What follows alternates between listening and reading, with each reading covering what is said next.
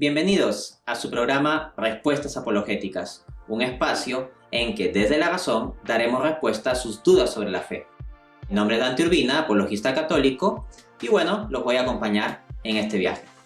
Vamos a las preguntas.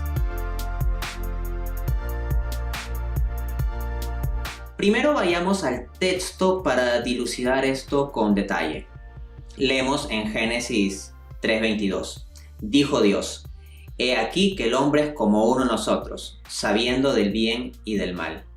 El contexto de esto es la caída en el pecado original, ¿no? El relato del Génesis en que Adán y Eva comen del fruto prohibido, y al comer del fruto prohibido es como que se les abren los ojos, ven su propia desnudez, se avergüenzan de su desnudez, se ocultan de Dios.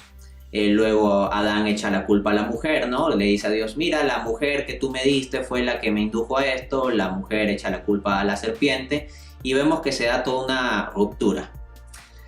Ahora, cuando se dice que el hombre accede al conocimiento del bien y el mal, no es porque antes no tuviese conciencia moral. De hecho, cuando Eva comete el error de dialogar con la serpiente, porque uno no debe dialogar con la tentación, uno no debe dialogar con la serpiente. De hecho, si tú ves una serpiente que habla, es mala idea que te pongas a dialogar con ella, ¿no?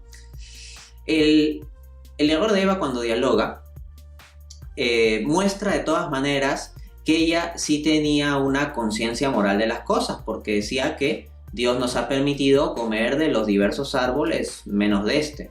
O sea, ella ya tenía una distinción en su mente respecto de lo que estaba permitido y lo que no, lo que era legítimo y lo que no. Entonces, cuando se pasa a decir que el ser humano llega a tener la ciencia del bien y del mal, hay que entenderlo en esos términos. Y aquí nos puede ayudar a profundizar el texto de Génesis 2 del 16 al 17. Vamos, porque para entender bien un texto hay que ver su contexto. Dice el pasaje: Y ordenó Dios al hombre: de todo árbol del jardín podrás comer, mas del árbol de la ciencia del bien y del mal no comerás, porque el día que de él comieres, ciertamente morirás. Entonces vemos que hay un árbol de la ciencia del bien y del mal. ¿Y en qué consiste? Distintos teólogos han discutido sobre esto, y un poco la perspectiva a la que yo he llegado sobre el tema es que el árbol de la ciencia del bien y del mal se corresponde con la capacidad de nosotros mismos determinar lo que está bien y está mal por motu propio, es decir, bajo nuestros propios estándares. En otras palabras, la ciencia del bien y del mal sería aquella que nos daría la capacidad de determinar estándares morales. El punto es el siguiente: Dios, como sumo bien, es el estándar objetivo del bien y del mal. Si el ser humano pretende él mismo inventar sus propios estándares de lo que está bien y lo que está mal y seguir esos estándares propios en lugar de los estándares de Dios, los estándares subjetivos creados por el hombre no se corresponderán con la realidad objetiva de lo que está bien y lo que está mal. En ese sentido, el acceso del hombre a la ciencia del bien y del mal ha de entenderse fundamentalmente en el sentido de que el hombre pretende fabricar los estándares morales en lugar de seguir los estándares morales objetivos dados por Dios. Por lo tanto, la explicación de que el hombre llega a esa ciencia no es que llegue a un mismo nivel de conocimiento que Dios o a la omnisciencia o algo por el estilo, sino más bien que el ser humano se pone a sí mismo en el lugar de Dios pretendiendo que puede generar estándares morales.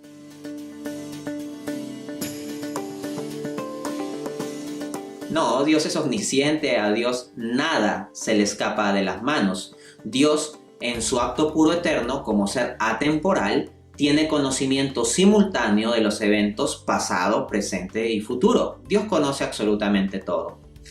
Entonces, ¿por qué Dios permitiría esto, ¿no? Sabiendo que iba a pasar?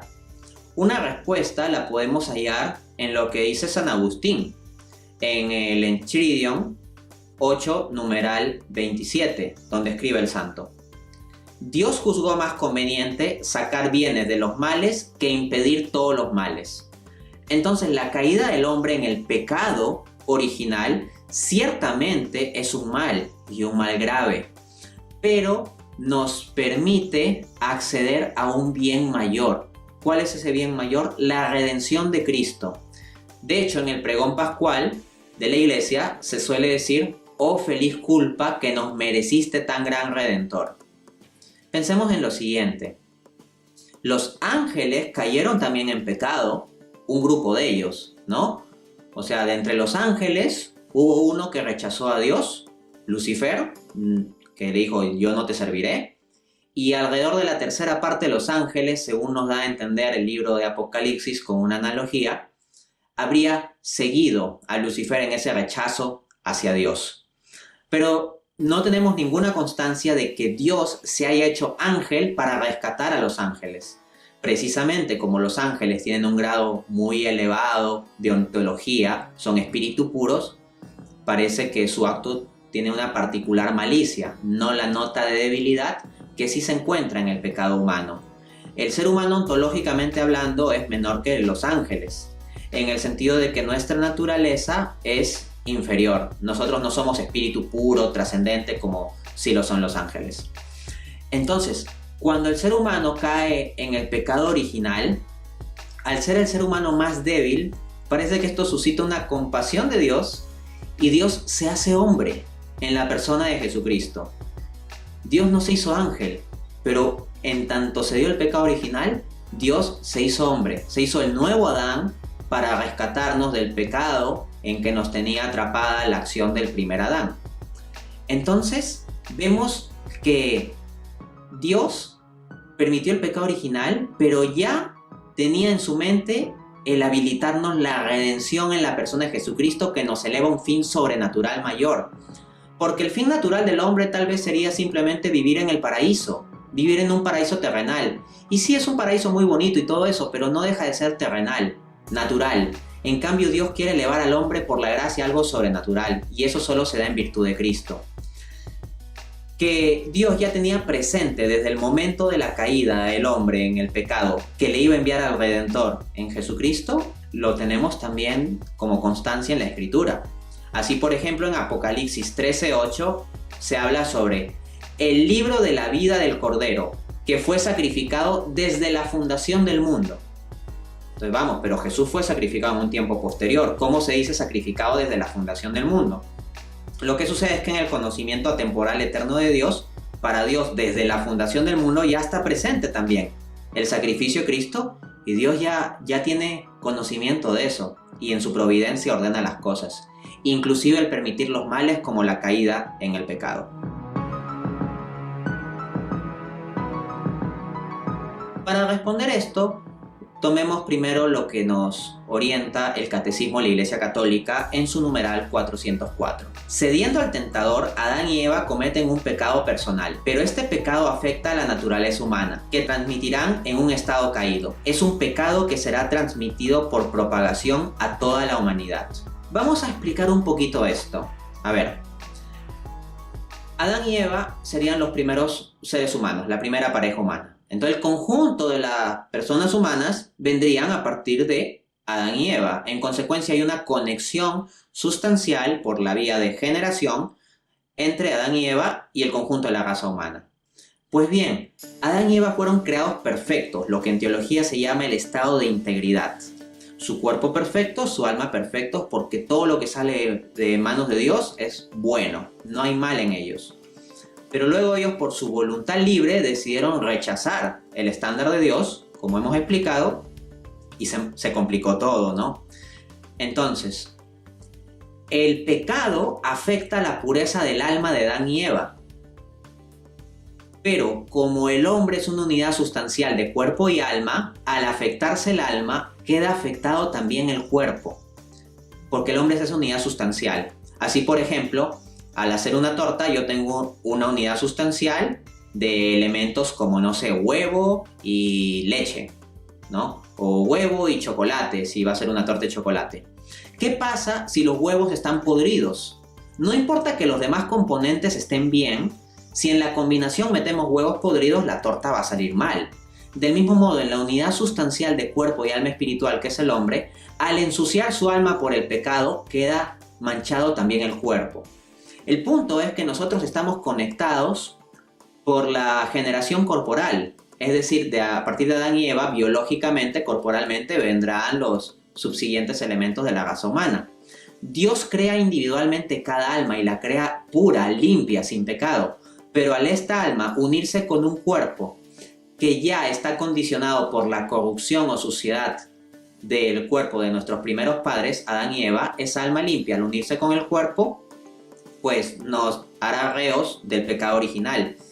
Y es una explicación de un mecanismo pues bastante natural, bastante de sentido común, entendiendo bien este orden de cosas de cómo se transmite el pecado original. No es que sea algo que arbitrariamente Dios quiere imponer a cada hombre, sino es algo que se da por la naturaleza misma de las cosas.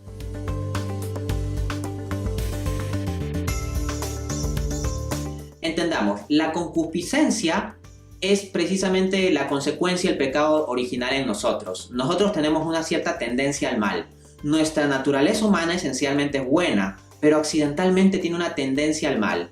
Así, es bueno el deseo de tener posesiones, es legítimo, pero la concupiscencia nos lleva a que esto se transforme en avaricia.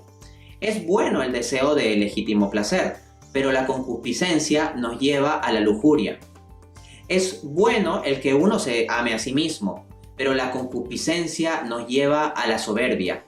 Y así sucesivamente tenemos que, frente a deseos legítimos de nuestra naturaleza humana, la concupiscencia los desordena y los termina llevando a pecado. Entonces la concupiscencia en nosotros es una tendencia hacia el pecado. ¿Por qué Dios nos habría dejado la concupiscencia? Una razón puede hallarse precisamente en lo que nos decía San Agustín. Si Dios permite los males y no quiso eliminar todos, es para sacar bienes. Y esto nos lo revela el apóstol Pablo, precisamente en su reflexión sobre la situación caída del hombre, de la naturaleza humana por el pecado de Adán. En Romanos 5:28 el apóstol Pablo dice: donde abundó el pecado, sobreabundó la gracia. Entonces, claro, la concupiscencia nos pone en un contexto de pecado, pero Cristo, al haber tomado nuestra carne, al haberse hecho como nosotros en absolutamente todo, menos en el pecado, pues nos consigue la gracia, y esa gracia nos eleva hacia algo más grande, hacia algo sobrenatural. Así, siendo nosotros débiles, con tendencia hacia el mal por la concupiscencia, en virtud de la gracia vamos siendo sanados en nuestra naturaleza y siendo elevados a algo superior a nuestra mera naturaleza. Entonces no es meramente que Cristo nos restaura al mismo estado de integridad que había en Adán, sino que nos lleva a algo más arriba. Asimismo, en 2 Corintios 12, del 7 al 9, leemos que el apóstol Pablo nos dice lo siguiente: me fue dado un aguijón de carne, un emisario de Satanás que me abofetee. 3 veces he rogado al Señor que me lo quite, mas Él me ha respondido: bástate mi gracia, porque mi poder se perfecciona en tu debilidad.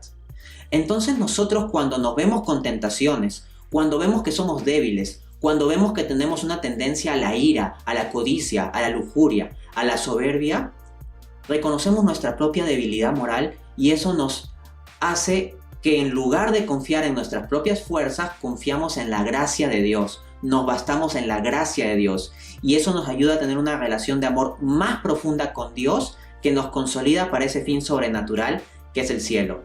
En suma, si Dios ha permitido la caída de la naturaleza humana, es para elevarla hacia un fin sobrenatural. Dios ha permitido que se nos quite algo para restaurarnos y darnos incluso mucho más. Esa es la maravilla de la providencia. Y bueno, eso ha sido el programa de hoy. Nos vemos en un siguiente programa.